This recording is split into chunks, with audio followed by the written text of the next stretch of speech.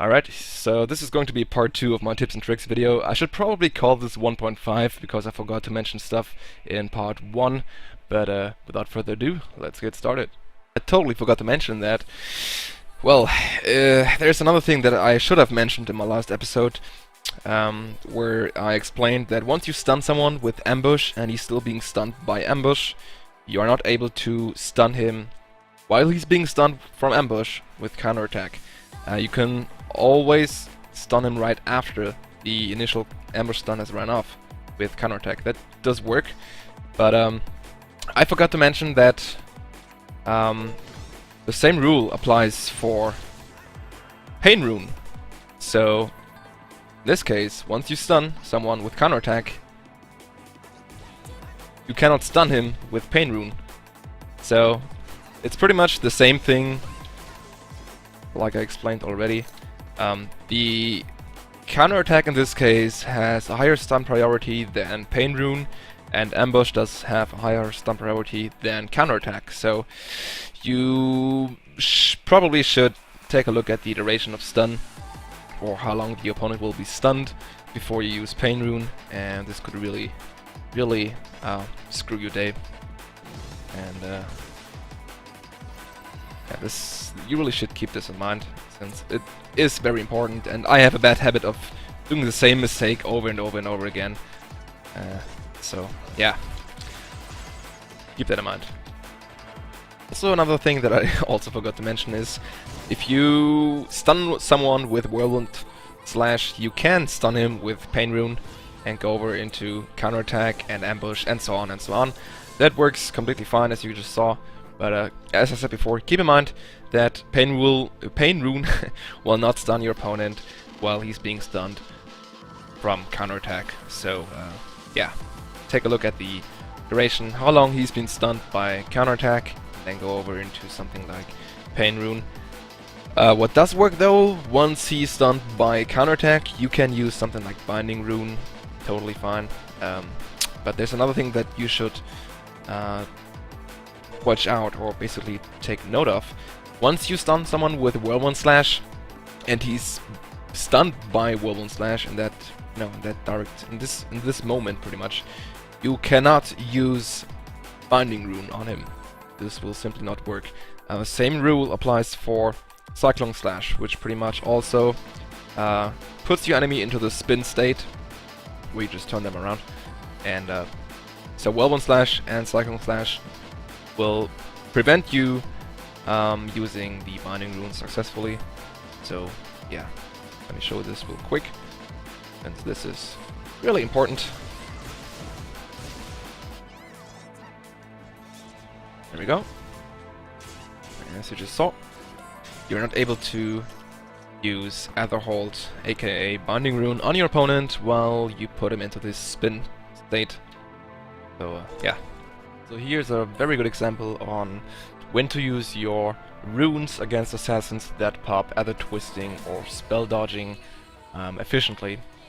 So I was fighting some real weird Templar, and he popped his shield and, you know, tried to kill this bard, and I just stood around and did like auto attacks. I didn't really care, and then this Sin comes in and totally jumped into my massacre. And I'm gonna let this clip run for a moment, and you can see what's happening, and I will explain exactly what I did in the end, what he could have done better, or what I could have done better. But this is the entire fight.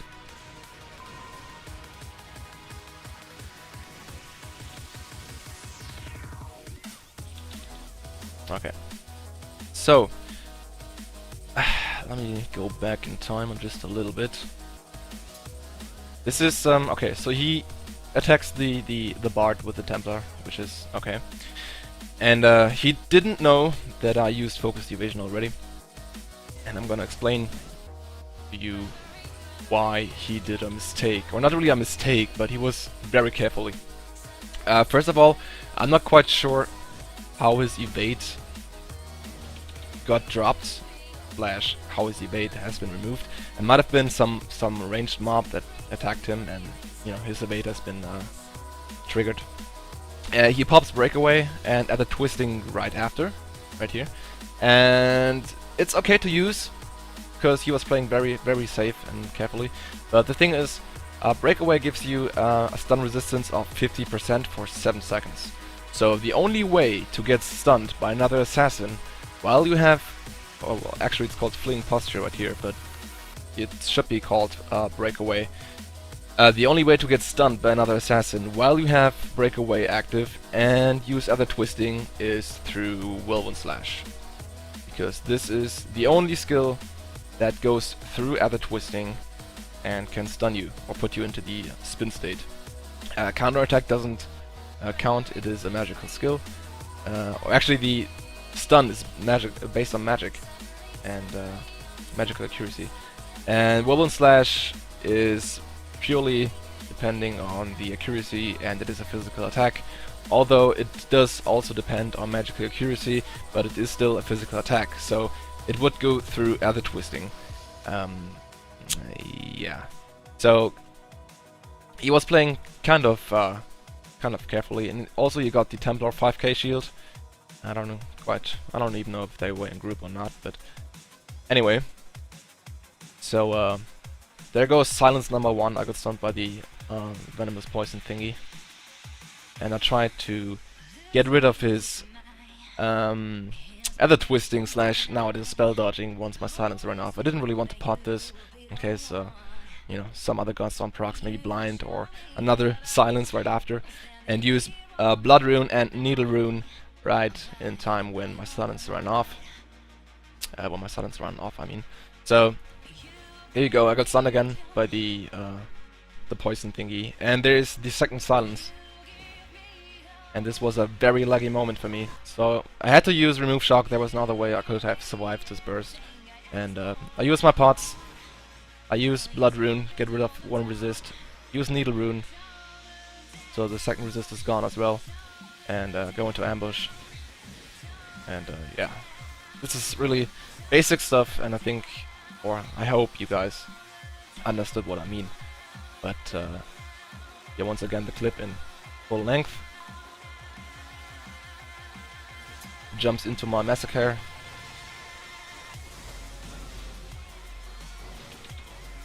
Gets the Templar shield.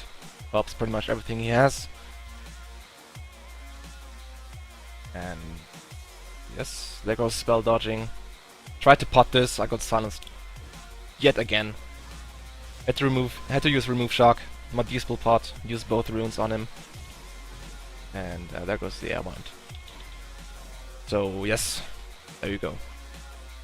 I think what he could have done better, I'm not quite sure if when his evade has been popped by, I think it was a mob, it's just really important to know if... Whoa, that was kind of weird. So he pops evade, focus evasion right here. I don't know if he has been attacked by a ranged mob that does magical damage or physical damage. If it was magical damage, there was no other way, or he wouldn't have been able to stun me with whirlwind slash or counterattack. But if it was a physical attack and he evaded this, then this is what he should have done. He should have turned around and tried to stun me with either of these skills, so either whirlwind slash or counterattack. This is the only real thing that he could have done better if it was a physical attack. If it was magical, he obviously wouldn't have been able to use those, but if it was a physical attack, he should have done it this way. Okay, this is rather a very important thing to keep in mind when you are playing as assassin against another assassin and you get stunned. You most likely will end up, well, some people will end up using, the Shadow Illusion skill, which is the new chain skill. When you get stunned, you can use the Shadow Illusion to disengage or basically get into hide 1. And the problem with this is once you get detected by another Sin, so for example, as you can see right here now in just a sec, this Sin comes across, I see him on my minimap, he's on hide 2, I go into Shadow Work, pop my eye, see him, and he pops his eye. And yeah, this entire fight is kind of fucked up. He could have done so much better, but yeah, I mean, the problem with this is once you use something like Shadow Illusion against classes that don't have something like Hide 2-Eye or the All-Seeing Eye, you pretty much are safe, because you cannot be well, you can get attacked while being in this Hide 1 state, but you can't get what's it called? People can't get you out of Hide 1 when they attack you with AoEs and stuff like that.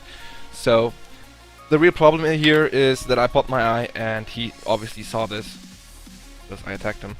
But he pops his Shadow Illusion as some kind of panic reaction or something. And once you pop this against another Sin, you are pretty much dead, unless you use something like, you know, Ether Twisting or Sensory Boost. Do something against. And this is really what kind of made me, or what makes the fight kind of, you know, kind of weird, because I was so in range to use Binding Rune, and you somehow teleports to a different direction. And this is the reason why you should not use Shadow Illusion against another Sin that has All-Seeing Eye up. Okay, so here's a very bad example of how to burst someone who is standing pretty much kind of away from the group you're facing, and gonna let this clip run for just a sec. So there were two rangers, a Templar, a sorcerer, and a cleric, and I knew I was only able to kill one of them, just to, you know, to burst someone. And it's obviously kind of risky, since someone could use bodyguard or Templar shield or whatever it might be. But most likely people don't look back in a group, so catching someone out of a group who's standing very far behind is always a good thing. And here's the point where it really kind of fucked me up. The paralyze kind of, yeah, fucked this up a little bit.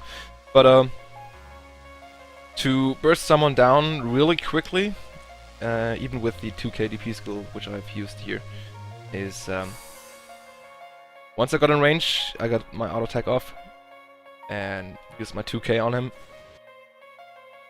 and I went over into Rune Carve, I mean, and that was the big mistake. I shouldn't have used the Fang Strike, since it does drag people backwards, and it can bug a little bit, as you just saw there. So people don't stand where they should stand, so they kind of skip around, which obviously is very hard to control sometimes. But there you go. This is how you can burst someone down while moving. It's a very bad example, but you get the point.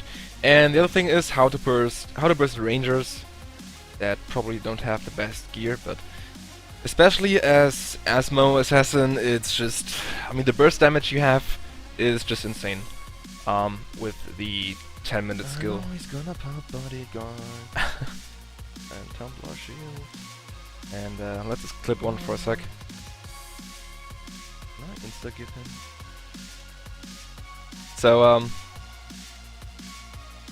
I mean, yeah. Yes, I can. This is what I meant. Like, the Asmo Assassin burst is crazy. But anyway, let me mute this for a sec. What I did here is, I don't know if he had his All-Seeing Eye ready or not, and I didn't want to risk getting caught by the Templar and the Cleric, and so I used two buffs in my Hide 2, which was Flurry and Clear Focus. Then I went over into Shadow Walk without any animation, over into Killer's Eye, Shadow Rage, Devotion, and there goes a Weave, then the Surprise Attack, Fang Strike, and just pretty much dead.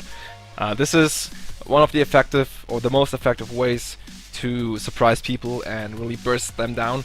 If you go over from Hide 2, use two of your buffs, go over into Shadow Walk without any animation, and use another 3 buffs, and then just, you know, insta-get people, like, completely from 100 to 0. And this is very effective, as you just saw there. Can I insta-give him?